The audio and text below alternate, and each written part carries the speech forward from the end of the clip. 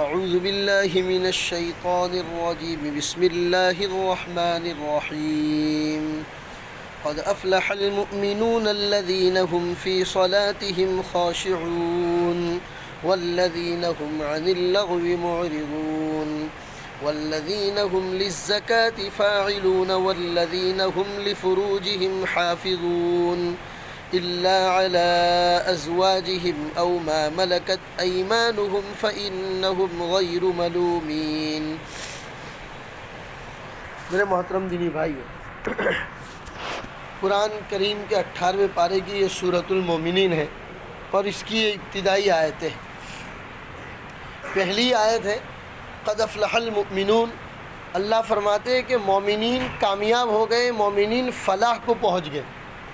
فلاح، کامیابی، ان تمام چیزوں کے معنی کیا ہے کہ جس کو اللہ تبارک و تعالیٰ فرماتے ہیں کہ مومنین کامیابی کو پہنچ گئے، اور پھر اس کے بعد کی آیتوں میں اللہ نے ان مومنین کی صفات کو بیان کیا ہے کہ اگر یہ صفات ایمان والوں میں پائی جاتی ہے تو مان لو کہ یہ مومنین کامیاب ہو گئے، یعنی اللہ نے ان کو کامیابی کا درجہ عنایت فرما دیا۔ تو گویا قرآن میں جو یہ لفظ استعمال ہو رہا ہے فلاح، کامیابی، یہ ایسا جامع لفظ ہے جو دنیا اور آخرت تمام کی خوشحالیاں اس میں شامل، یعنی ایمان والوں میں اگر یہ صفات پیدا ہو گئی تو آخرت میں تو جنت اور اس کی نعمتیں اس کا انتظار کر ہی رہی ہے، دنیا کے اندر بھی اللہ ایسے لوگوں کو خوشحالیاں نصیب فرماتا، زندگی بھی بہتر گزرتی ہے، موت بھی اچھی آتی ہے، اور جب اللہ کے پاس جاتے ہیں تو اللہ اور اس کے فرشتے اس کا انتظار کرتے ہیں۔ تو ایسے ایمان والوں کی پہلی صفت جو بیان کی، قد افلح المؤمنون الذین هم فی صلاتهم خاشعون، وہ ایمان والے جو اپنی نمازوں میں خشوع کرتے ہیں۔ خشوع عام طور پر جب ہم لوگوں کو نصیحت کرتے ہیں تو دو باتیں بولتے ہیں کہ بھئی نماز خشوع خضوع سے پڑھا کرو، یہ دو سینٹنس عام طور پر بولے جاتے ہیں۔ کیا مطلب ہے اس کا خشوع اور خضوع کا؟ خشوع کہتے ہیں انسان کا اپنی جسم کو نماز کے لیے جب کھڑا ہو اس وقت اپنے آپ کو اللہ کے سامنے جھکا لینا۔ جھکا لینے کا یہ مطلب نہیں ہے کہ ظاہر میں اپنے آپ کو جھکا لیں، نہیں، نماز کا جو طریقہ بیان کیا جاتا ہے اس میں یہ بات بتائی جاتی ہے بالکل فری ہو کر، جیسے آپ کھڑے رہتے ہیں ایسے بدن کو کہیں پر کسی بھی اعتبار سے ٹینشن جیسی چیز نظر نہیں آنی چاہیے، فری ہو کر آپ کھڑے ہیں اور اپنا پورا کا پورا جھکاؤ اللہ کی طرف متوجہ ہو جانا چاہیے۔ لوگ کہتے ہیں نمازوں میں خیالات آتے، دھیان ہی نہیں رہتا نمازوں کے اندر، تو اس کا کیا علاج؟ تو مفسرین کرام نے اس کا علاج بہت آسان طریقے سے بتایا ہے کہ جو نماز میں آپ پڑھتے ہیں، جو بھی آپ کو آتا ہے، الحمدللہ رب العالمین الرحمن الرحیم، جو بھی آپ پڑھتے ہیں، تو جو پڑھ رہے ہیں اس کے ایک ایک لفظ پر غور کرو، بھلے اس کا میننگ مطلب آپ کو سمجھ میں آئے کہ نہ آئے، اس کی طرف دھیان دو۔ جو الفاظ آپ کے منہ سے نکل رہے انہی الفاظ کی طرف آپ دھیان دیں گے، آٹومیٹکلی نماز کے اندر آپ کا دھیان رہے۔ اور اس کے باوجود اگر دھیان آپ تھوڑی دیر دیتے ہیں، تھوڑی دیر کے بعد آپ کا دھیان کہیں اور چلا جاتا ہے، پھر آپ کو یاد آ گیا، پھر آپ دوبارہ دھیان اپنا نماز کے اندر لے آئے، ایسے آدمی کو اللہ ڈبل ثواب عطا فرماتا۔ کتنا آسان ہے میرے بھائی، ایسے آدمی کو اللہ فرماتے ہیں کہ میرا بندہ کوشش کر رہا ہے اپنے آپ کو نماز میں دھیان لگانے کی، لیکن دنیا کے جھمیلے جو ہے وہ اس کو ادھر ادھر کھینچ رہے، اس کو یاد آ جاتا ہے، دوبارہ ہی اپنے آپ کو نماز کے اندر لگاتا ہے۔ ایسے بندے کو اور اس کا یہ طریقہ، اس کی یہ ادا اللہ کو بڑی پسند ہے، نماز کا بھی ثواب ملتا ہے، اور اس کی وجہ سے اس کو جو یہ تھوڑی کچھ پریشانی اٹھانی پڑ رہی ہے اس کا بھی ثواب اللہ فرماتا ہے۔ اسی طریقے سے کہتے ہیں کہ نماز میں ہر چیز میں ہم اللہ اکبر بولتے ہیں، ہاتھ باندھتے ہیں تب بھی، رکوع میں جاتے ہیں، سجدے میں جاتے ہیں، ہر وقت ہم اللہ اکبر بولتے ہیں۔ تو اللہ اکبر کے معنی میننگ دماغ میں رکھو، جب بھی اللہ بولو تو اس وقت تمہارے ذہن میں یہ ہونا چاہیے میں کیا بول رہا ہوں، اللہ اکبر، اللہ سب سے بڑا ہے، اس سے بڑا کوئی ہے ہی نہیں۔ رکوع میں آپ پڑھ رہے ہیں سبحان ربی العظیم، پاک ہے میرے رب کی ذات جو بہت بڑی ہے، سبحان ربی الاعلیٰ، پاک ہے میرے رب کی ذات جو بلند و بالا ہے۔ یہ ان الفاظ کے اوپر آپ غور و فکر کریں گے، نماز میں آہستہ آہستہ آپ کا دھیان آنے لگے گا اور اس نماز کی لذت، چاشنی، حلاوت آپ محسوس کریں گے۔ پھر اس نماز کی برکتیں دیکھیے جس کا اللہ نے وعدہ کیا ہے، قد افلح المؤمنون، وہ ایمان والے کامیاب ہو گئے، الذین هم فی صلاتہم خاشعون، جو اپنی نمازوں میں خشوع کرتے ہیں۔ پتہ چلا دنیا میں جتنے کام ہیں نماز سے بڑھ کر کوئی کام ہے ہی نہیں۔ نبی پاک صلی اللہ علیہ وسلم، میں نے پہلے بھی بتایا تھا کہ مدینہ کی جو 10 سال کی اللہ کے رسول کی زندگی ہے، انتہائی بزی لائف ہے اللہ کے رسول کی، کیونکہ کام کم نہیں ہے، بہت سارے کام ہیں۔ نئے نئے لوگ مسلمان ہو رہے ہیں، ان کو اسلام کی طرف مسائل بتانا ہے، اسلام کی طرف رغبت کرنا ہے۔ جو اسلام پھیل رہا ہے، باہر کے ملکوں کے ڈیلیگیشن آ رہے ہیں، ان سے ملاقات کرنی ہے، باہر کے بادشاہوں کو خطوط لکھنے، ان کے خطوط کا جواب دینا ہے، ایک ایک صحابی کو بتانا ہے۔ مدینہ کے یہودی الگ سے پریشان کر رہے ہیں، ہر چیز میں ٹانگ اڑا رہے ہیں، ان سے مشورہ کرنا، ان کو سمجھانا۔ پھر جنگیں ہو رہی ہیں، جنگ بدر ہو رہی ہے، جنگ احد ہو رہی ہے، غزوہ خندق ہو رہی ہے، غزوہ موتا ہو رہا ہے، ہر سال ایک نہ ایک جنگ ہو رہی ہے، اس جنگ کی تیاری بھی کرنی۔ جو قیدی پکڑ کے لائے گئے ان قیدیوں کے رہنے کا انتظام کرنا ہے، جو مال غنیمت آیا اس مال غنیمت کی تقسیم کرنی ہے، صحابہ کو مدینہ سے باہر دور دراز کے علاقوں میں بھیجنا بھی ہے۔ اتنی بزی لائف ہونے کے باوجود رسول پاک صلی اللہ علیہ وسلم صحابہ کی نماز کی ایک ایک حرکت کا خیال رکھتے، اور آپ کے بعد خلیفہ ابوبکر اور ان کے بعد سیدنا عمر فاروق۔ کتنی بڑی خلافت حضرت عمر فاروق کی تھی میرے بھائیو۔ مولانا تقی عثمانی فرماتے الحمدللہ میں پوری دنیا گھما ہوا ہوں، دنیا میں کوئی علاقہ ایسا نہیں ہے جہاں میں نہیں گیا، دنیا کے ایک کونے سے گیا دوسرے کونے میں واپس آیا، ایسٹ سے گیا ویسٹ ہو کے ایسٹ میں واپس آیا۔ میں نے دیکھا کہ اس زمانے میں حضرت عمر فاروق کی خلافت آج کے زمانے کے 15 ملکوں کے برابر تھی۔ آج کے زمانے کے 15 بڑے بڑے ممالک کو جمع کیا جائے تو ان کی حکومت جتنی ہوگی ان تمام کے اوپر اکیلے حضرت عمر فاروق کی خلافت تھی۔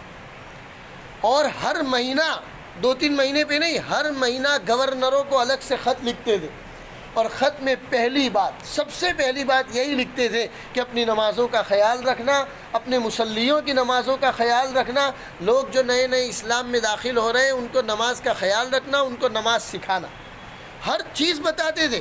کچھ علاقے کے لوگوں نے آ کے حضرت عمر سے شکایت کی، ہمارے امام صاحب لمبی لمبی قرات پڑھتے ہیں، تو حضرت عمر نے حضرت سعد بن ابی وقاص کو بلایا اور کہا کہ کیا کر رہے ہو آپ، اتنی لمبی نمازیں کیوں پڑھاتے ہو کہ جس کی وجہ سے تمہارے مصلی تم سے بدگمان ہو رہے ہیں، ایسا نہ کیا کرو، لوگ نئے نئے اسلام میں داخل ہو رہے ہیں، آپ جب اکیلے پڑھو تو جتنی چاہے لمبی پڑھو، لیکن جب آپ لوگوں کو نماز پڑھاؤ تو مصلیوں کا خیال رکھ کے ان کی نماز پڑھاؤ۔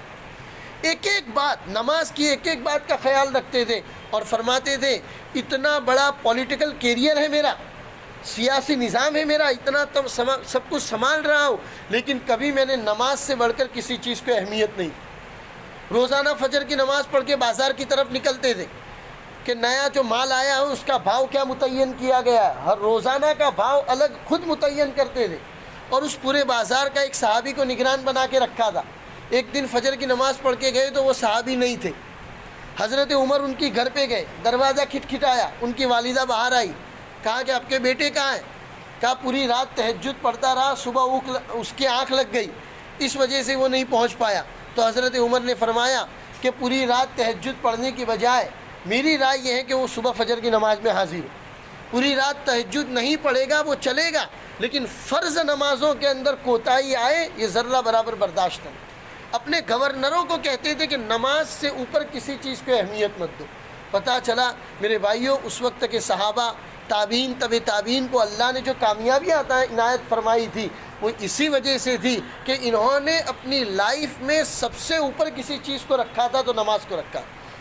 کیسا اللہ کے رسول نے نماز کو ان کو پریکٹیکل بتایا تھا۔